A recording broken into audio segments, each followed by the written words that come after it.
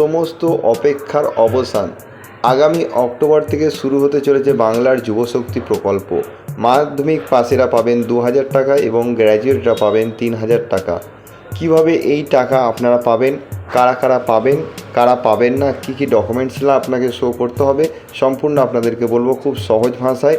তো বন্ধুরা, তার আগে যদি আপনারা আমার চ্যানেলে নতুন হয়ে থাকেন, অবশ্যই চ্যানেলটিকে সাবস্ক্রাইব করে বেল আইকনটি প্রেস করে দেবেন, যাতে আমার চ্যানেলের ভিডিও আসা মাত্রই আপনার কাছে নোটিফিকেশান চলে যায়। আজ পশ্চিমবঙ্গ রাজ্য সরকারের প্রথম বাজেট পেশের পর পশ্চিমবঙ্গ সরকারের তরফে বলা হয়েছে আগামী অক্টোবর থেকে যুবশক্তি প্রকল্প চালু হতে চলেছে। মাধ্যমিক পাস যুবক যুবতীরা পাবেন 2000 টাকা এবং গ্র্যাজুয়েটরা পাবেন মাসে 3000 টাকা পর্যন্ত। অক্টোবরের আগে পোর্টাল চালু করে দেওয়া হবে এবং সেখান থেকে অনলাইনে অথবা অফলাইনে আপনারা ফর্ম ফিল আপ করতে পারবেন। এই প্রকল্পের জন্য যে কয়েকটি শর্ত দেওয়া হয়েছে। নাম্বার 1, আপনাকে ভারতের নাগরিক হতে হবে, তার সাথে সাথে পশ্চিমবঙ্গের স্থায়ী বাসিন্দা হতে হবে।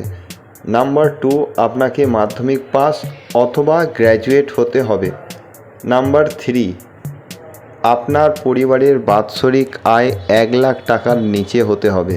বাৎসরিক ইনকাম 1 লাখ এর নিচে, তার মানে দাঁড়াচ্ছে মান্থলি আপনাদের পরিবারের ইনকাম 8333 টাকার নিচে হতে হবে এবং প্রতিদিন আপনার পরিবারের ইনকাম 277 টাকার নিচে হলে আপনারা এই প্রকল্পের সুবিধাগুলি পাবেন।